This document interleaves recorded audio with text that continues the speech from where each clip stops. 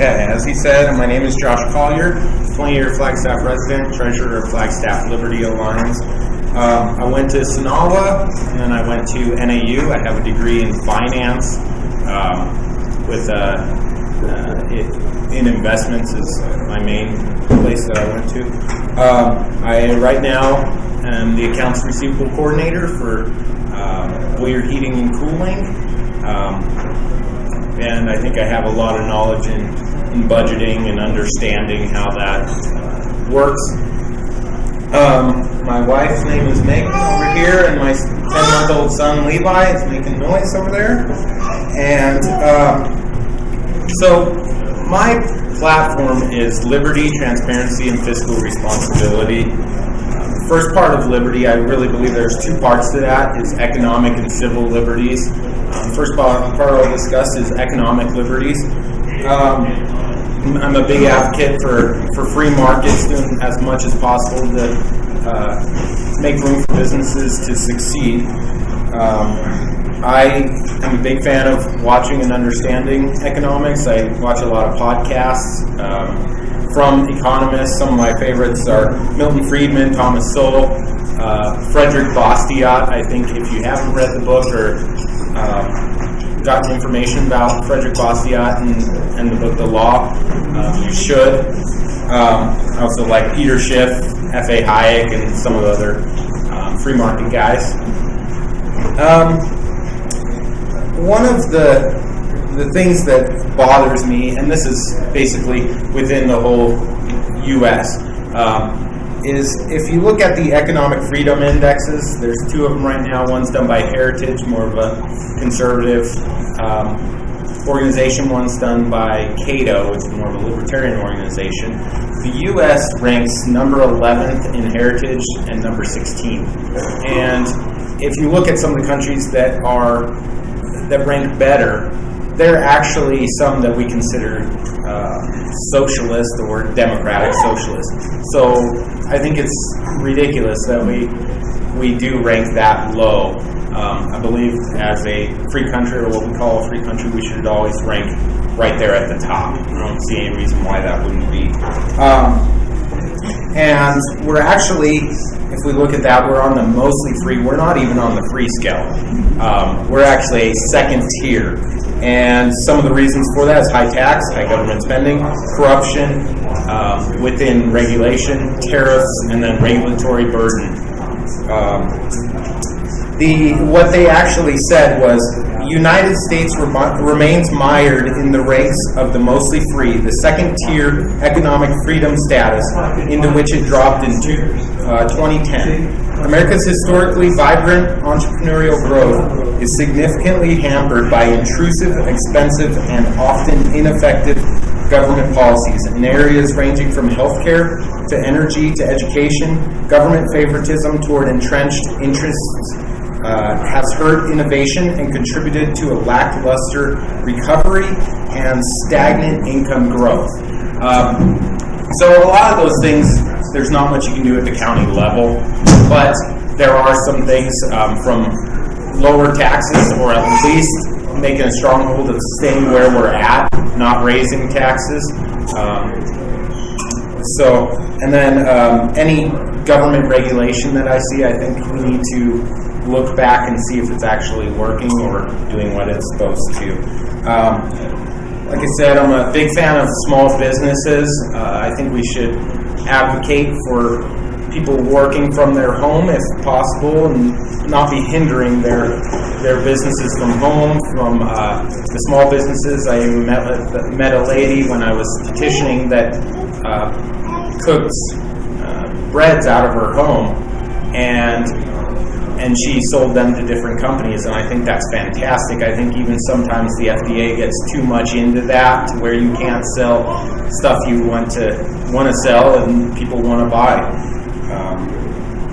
I think some of the other businesses I think are very valuable right now are businesses like Uber and Airbnb, some that are actually big businesses, but they allow people to do what they want and work around their schedules and make some extra money and use their home in a way that they can make some money from it when it might be just vacant. It's actually, I think, a better way to keep homes from being vacant by doing that. Another thing, I think, and that would be good, and maybe more on a city level, but I think there can be some done on a county level, is to make it easier for people to rent out smaller portions of their homes or smaller garages, let's say, to other people. One of the big problems we have in Flagstaff is expensive homes and expensive rent. And essentially, the way to work with that is to have more supply, and it's just simple economic principles. The more supply you have, the lower the prices until the demand catches up. And right now the demand's way high, and so that's why we have such high prices. There's not much you can do about that, especially in building, because we are kind of landlocked. There's not, most of it is a federal land around here, so there's not tons of building that can go on, but we've seen some of the infill development that's going on in town is going to be a way that, especially with the more students coming in, is going to be the way to really lower home prices, not have as many students renting the homes. That would be a great place for them to be. And also make it easier possibly for people to build smaller structures within their own property, especially in the county. I think that would be a great way for people to rent that out, make some extra money, help with the small amount of housing we have, and that even could be allowing homes and these different structures to be on the same utilities and not requiring, in some circumstances they require separate utilities for that. On the civil liberty part, which is also important, right now I think our Constitution is under attack. We have a Constitution that limits the government, or is supposed to limit the government. It doesn't give us rights. It only protects the rights we have. So some of those rights, I think, are under attack, and actually on campuses usually, and I haven't seen it on Flagstaff NAU campus, but I think if it does happen, it would be very detrimental to is free speech. There's been a lot of push by political correctness type crowds that want to stop free speech and want to make little free speech zones. If that ever comes up in the county, I would be totally against free speech zones. I believe on public property you have the right to free speech, and in your home you have the right to free speech. The only place you really don't have that right is within a private property. So if someone says you shouldn't speak that way, that's what you have to do on their property. So, but within the public, I don't believe there's any real reason to make free speech zones or even make these safe spaces. On campus, I think it's very important that people, the big thing they're talking about now is diversity, but really the most important diversity is diversity of ideas. And that's what we should be stressing, that's very important. Second is guns. The Second Amendment, I'm a very big advocate of guns. I carry every day. I believe the state has actually done a very good job on their preemption of the laws for counties or cities actually enacting gun-free zones or other gun policies. So I don't think it will come up in the county, but if it does, you know where I stand on that. Animal keeping ordinance. The city passed one recently, and the county, and I think this was a great step for independence for people. Some people are poor, and having chickens or having a garden, even if it's a front yard garden, I think having a garden It may use a little more water than a lawn, but at least you're getting something for that. You're being more efficient with the use of the water. So I think that's a fantastic thing, being able to keep the animals, the chickens. I personally have 9 chickens, and they've been very beneficial to me. And then also people can sell the eggs, and we know the eggs are more organic and more healthy, if you want to say. But that also brings me to another thing with the animal keeping ordinance. On the city, we had, and even within Flagstaff Liberty Alliance, we had a ton of push and a ton of info that came to us, and that we could actually have our voice heard on the city. The county was not the same way. They kind of took some stuff from the city, they took some stuff from other places, and essentially a month later just pushed out their agenda and said we passed it. And which brings me to transparency. That's the biggest problem I see on the county board. It's kind of its own little clique. Right now we have five districts with one voice, really, one party that has all 5 districts, and I think we need someone in there who's like a Jeff Wordvitz on the city council. He does a great job of getting all the information out to people.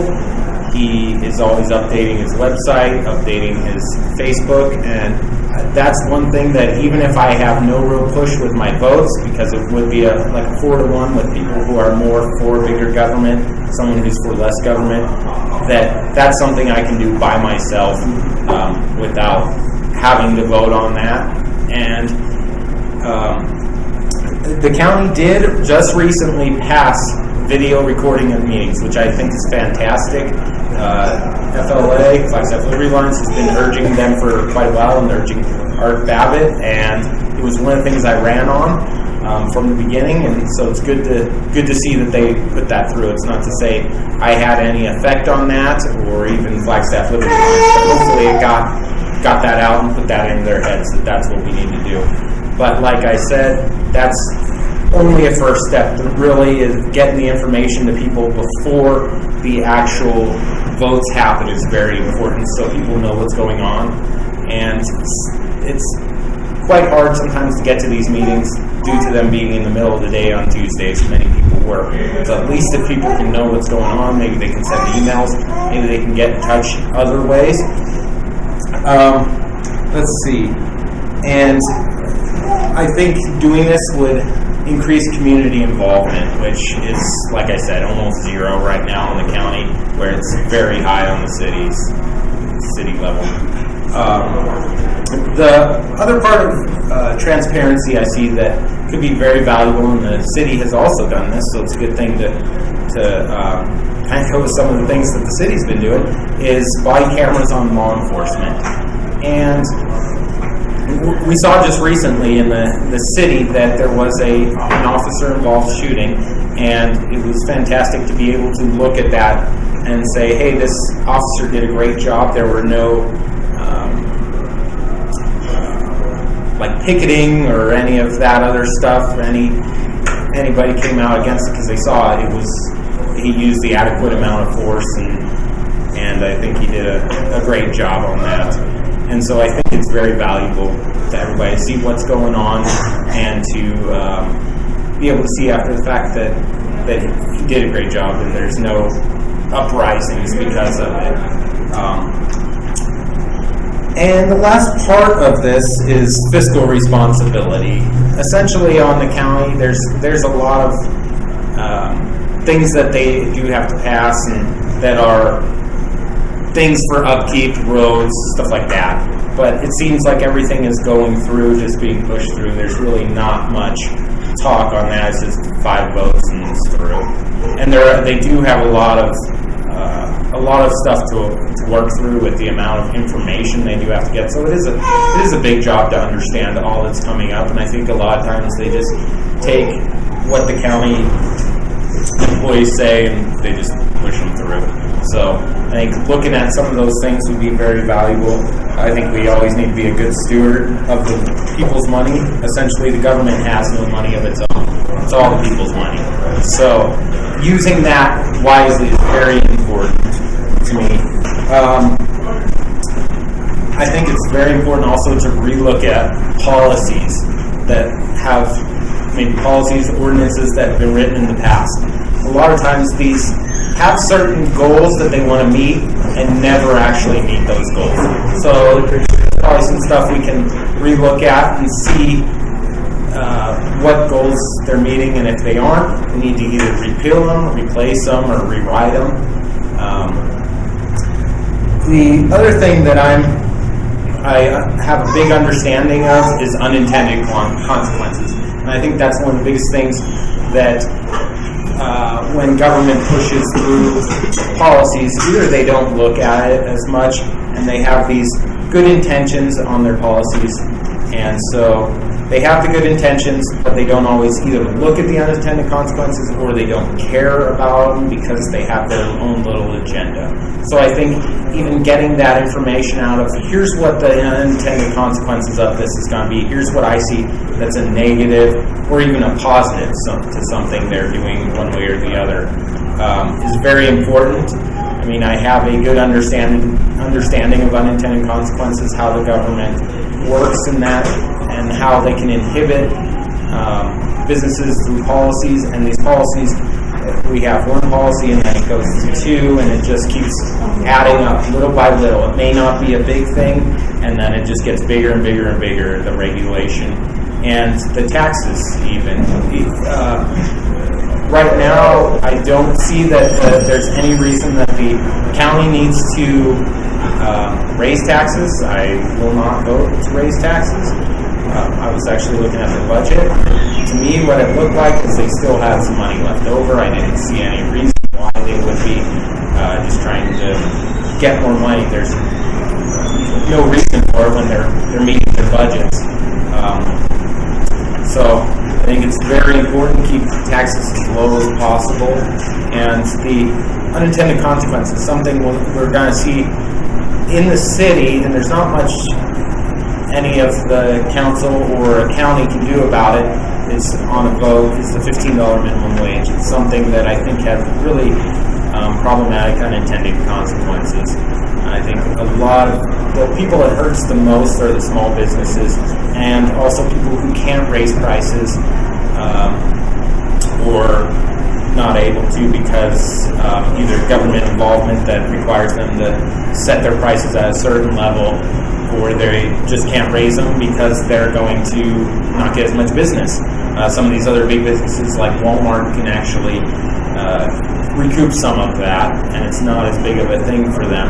But this one coming up, if I saw anything on the county board like that, I would vote no on that for sure. Some of the other unintended consequences of that is what will happen is either prices will go up, businesses will possibly cut benefits if they have those for these people. They'll cut hours. They will. There's a couple other things. They may lose some of their profit that they actually reinvest into their business, and so they can't update stuff. They can't be as competitive in other areas.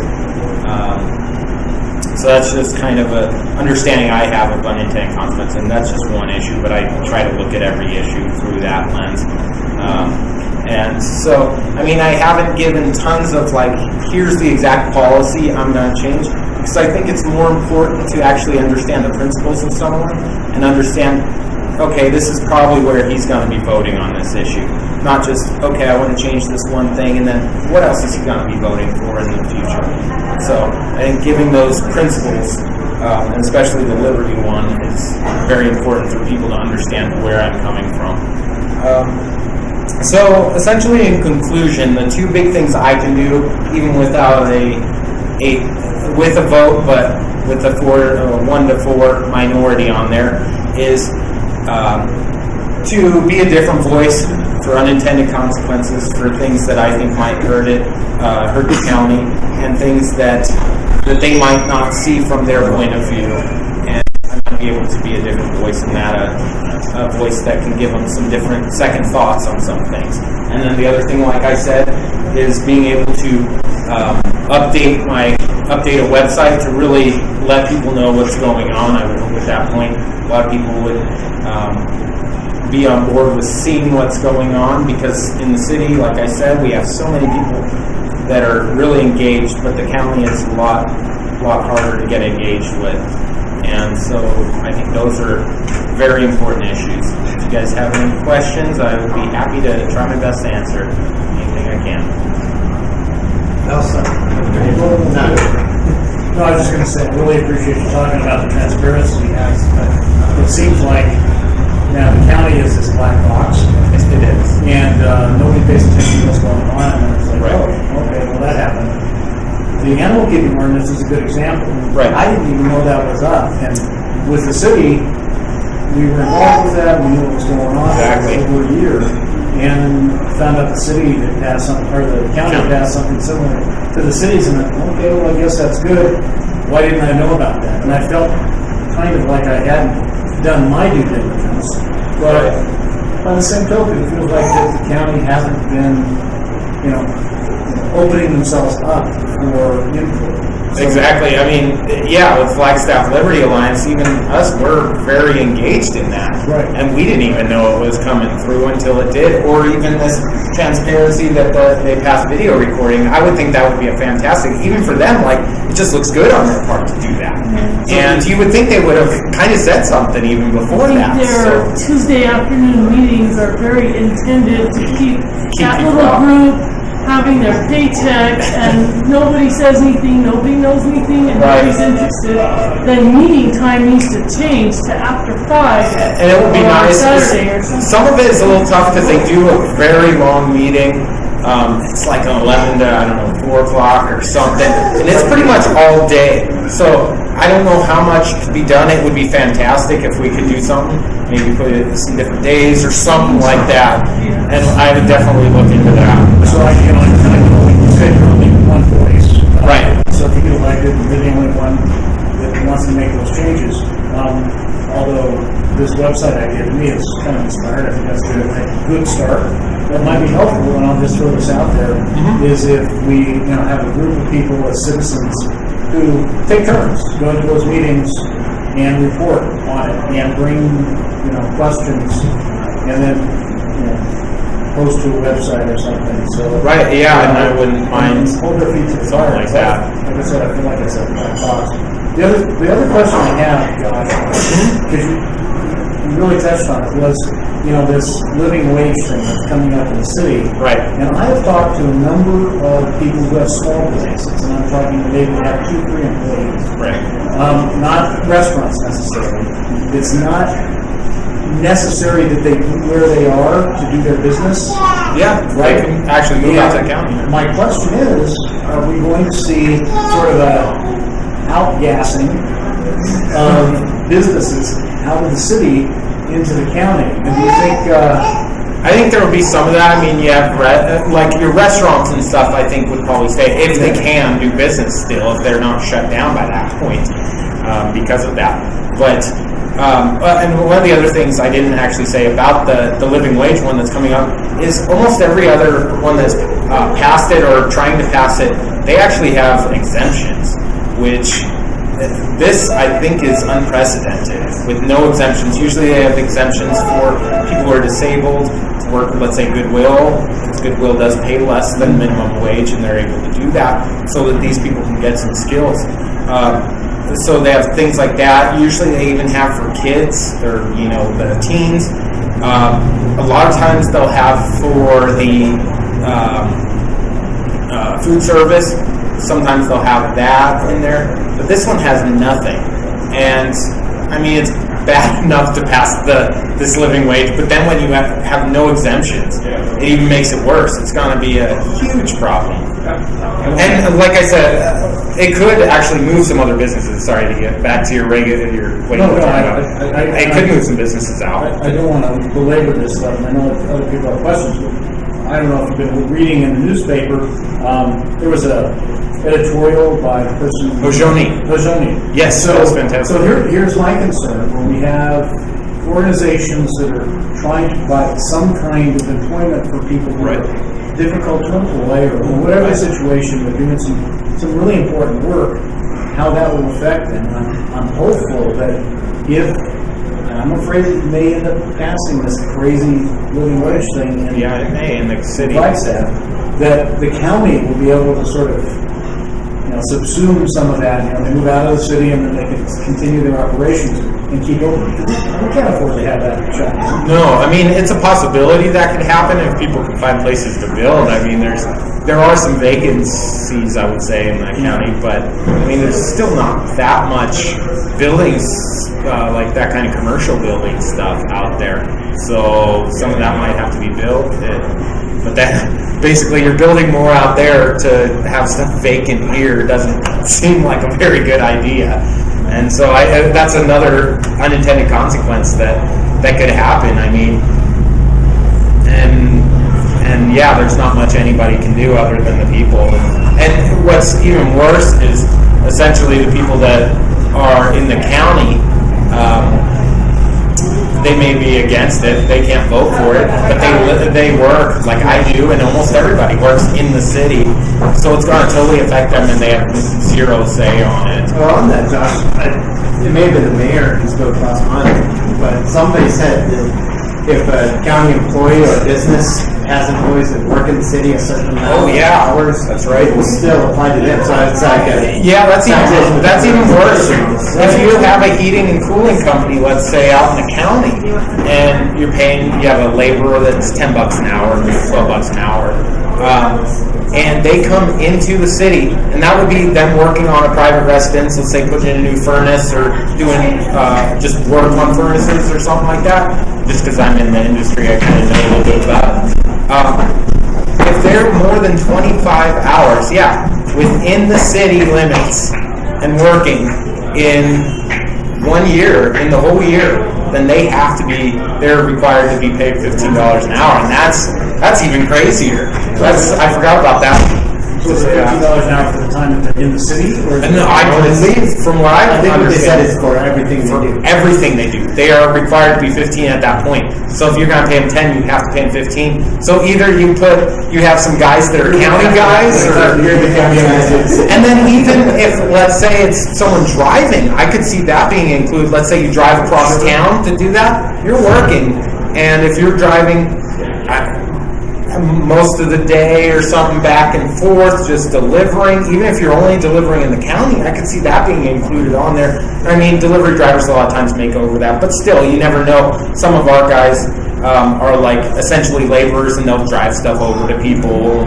So, and they don't, some of those may not. So you're going to send so what will happen is if you have a business, you're going to send your higher paid people into Flagstaff. Yeah. You guys, you're going to have to not let them come in. Essentially, and I mean, I don't know how you do that, because I mean, even like our guys, sometimes they'll be doing something and they can't get it with just one person. Sometimes you don't have another person to send, you have to send that person, so you gotta like really watch. I don't know how they're going to know for sure that the person was in here 25 hours, but I mean, that's such a low amount when you have, I believe in the year you have somewhere around 2,200 hours for a full-time person, I think is what it is, somewhere around there for 52 at 40, something like that. And so that is like, I don't even know what the percentage is on that, but it's less than probably 0.1% of your whole yearly amount of work that you're in the city. So that, it really could be pretty devastating for a lot of problems. And I think people I don't know on this if they just don't care, because they have to see some of these things, or they just are using, I believe on this maybe is a big emotional push on that. And I think emotions really shouldn't come into politics. It should be, shouldn't, but most of the time they do. But really, we need logic in there and something that here's how it's going to be. And that's why another reason we need to look at policies that aren't working.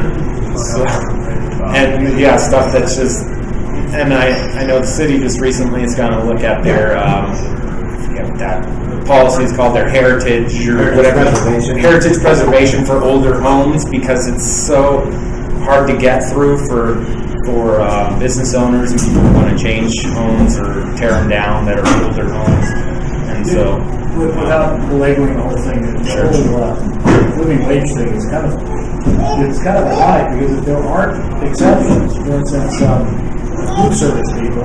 yeah. I mean, if they're going to be making $15 an hour, and the price of going out to eat or going to the bar is going to go up substantially, Yeah. and there's no reason for me then to tip those food service people. Yeah, their hours is what they're going to do. They think they're going to get a bigger paycheck. They're going to get less time working and a smaller paycheck. And yeah, I That's what's mean, gonna really, like you said, yeah, there won't be any reason for tipping after that. Right, I mean, it's like It'll be too expensive. Going to France. So- they make And so that's how they could possibly, the food service could possibly make it up by doing that. Essentially say, don't tip our people. Because this is what it was before, and here's how much you're going to pay now. It's closed. Yeah. So that's what's happened in But- Seattle. If you've read something like, for instance, like Right. a number of pizza parlors and different, mid-range restaurants, they actually have signs that please do not tip our workers. Because they've raised their prices by. Well, and So on they top raised of that, you raise the prices in the BBB tax. You're looking at 10% already. So there's that. It's going to cost even more. Yeah. Oh, yeah. Because, yeah, your tips normally won't be taxed. It just becomes well, a and business thing to eat out, even because nobody can. If you want to go to the county to eat out. At the Grand Canyon, she works at El Tabar, and she makes good money. I mean, she makes a really good salary. But 80% of that is tips. Right. Right? So if instead of making whatever the minimum wage is for restaurant workers, I don't know what it is, $5, something, Well, the average is like $270 or $270, okay, something so like that. whatever she makes is almost as minuscule. yeah, She makes a lot of tips. She makes tons of money in tips. Yeah, the hourly is really, I don't even think they really care as much about the hourly. They're just looking for tips. So anyway. So yeah, I mean, there's a lot of people that get that $2.70 and then make way more than up to $15 an hour for tips. I mean, there's a lot of people that are making, 15 to 18 or 19. I have a friend in town. If you're doing decent. A friend in town that makes some crazy money. I mean, really good money. Yeah, they can make very busy bar, and he's like, Yeah, especially I busy. gotta keep in my tips, man. Anyway, Okay. Anything else? Yeah, Danny. You mentioned about being able to build smaller rental properties on your property. One of the documents I came across on the county website, just digging around, is kind of like the regional plan, revisiting that and some of the zoning and guidance. Right. And that has a lot of influence on what's possible to build in the county and what's not. And at this point in time, at least my quick read of it, properties are supposed to be of a certain size, 2.5 acres or larger for most areas, and there's actually very little commercial property available along 89 or some of the major roads. Yeah, there really isn't. And like, if you saw Dollar General, it is going in now. Next to the Flagstaff surplus, military surplus, it is going in there. But yeah, they had originally tried to get somewhere else. I'm actually not exactly sure where they were trying to get into. Well, Kachina had one, and then they were going to do another one out in Doney that was before the military surplus where they must have figured out how to get that land. But yeah, it was essentially like voted down. They didn't want to change that land to put Dollar General. Personally, I mean, I live, and you live right out by there, and I would have been fine with a Dollar General half a mile away or whatever, because it's kind of a pain in the butt to go down the Safeway. But now, I mean, it's not like it's that far now. It is nice to have it where it's going to be. So. But I feel like it's keeping the economy of our area down and not having any commercial or grocery stores or anything even able to do that. Yeah, and that's a problem. I mean, right now we have the Timberline, the shooting range that's just coming in, which is fantastic. I think that'll be a good money maker and will be something that's very valuable to the area.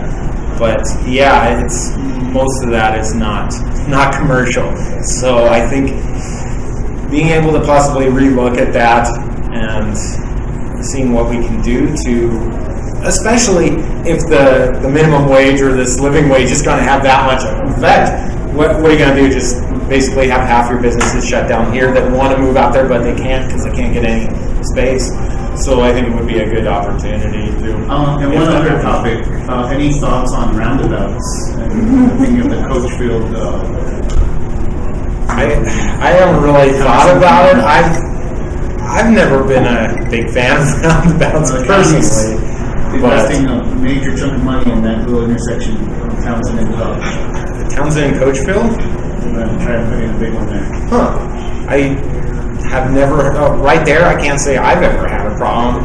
I mean, every now and then there'll be a couple cars goes through. Pretty sure it's in the millions. I don't think I there's would that bet. much traffic. I would Constantly don't want to blow my mind. Especially right there, I don't see any reason for it. I don't think it's that congested. And sometimes the roundabouts I feel like congested more and are confusing. I really hate going through roundabouts, but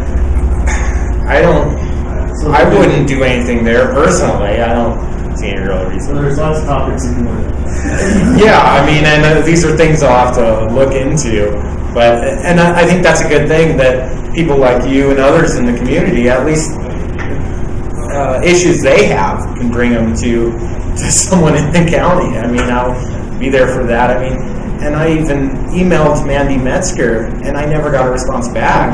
And I even called her office just to say, hey, could you have her email me or call me? And nothing. And it's just kind of frustrating. I mean, what I was asking her is a little bit more about the county board supervisor's job and what her everyday stuff is.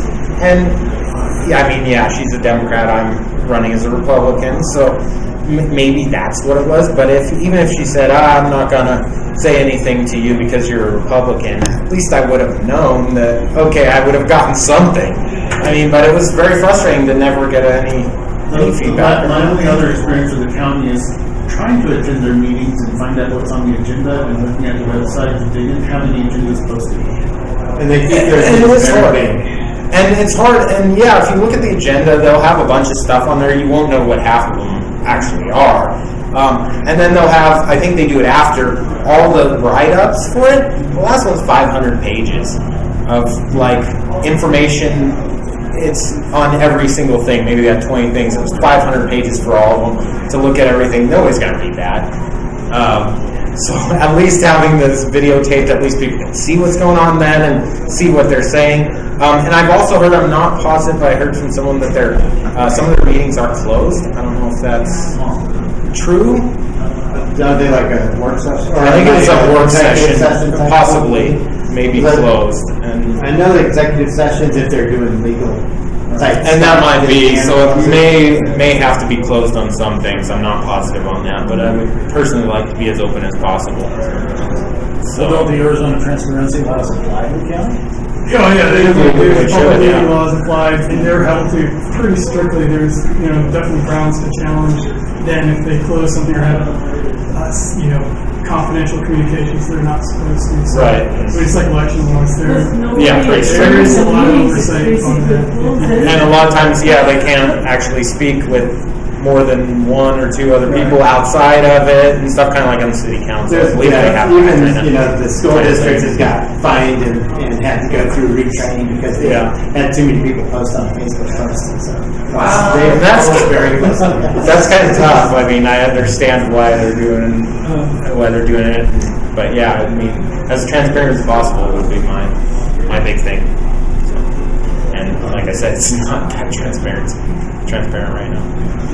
One of the things that you hit on earlier, and I just wanted to say was a really good point is, with Jeff, we do feel we could go to somebody on council, somebody who will bring up our issues, or at least let us know why the issue shouldn't be brought up, or it's not Right. going to work, or one, it's an avenue. You feel like you have to answer. And that is another important reason you get you saying somebody. Yeah, even if it's just one person. You can turn to that can bring it up to the rest of the body. Yeah. Because like the thing John said, you do feel close out, and the county is very inaccessible.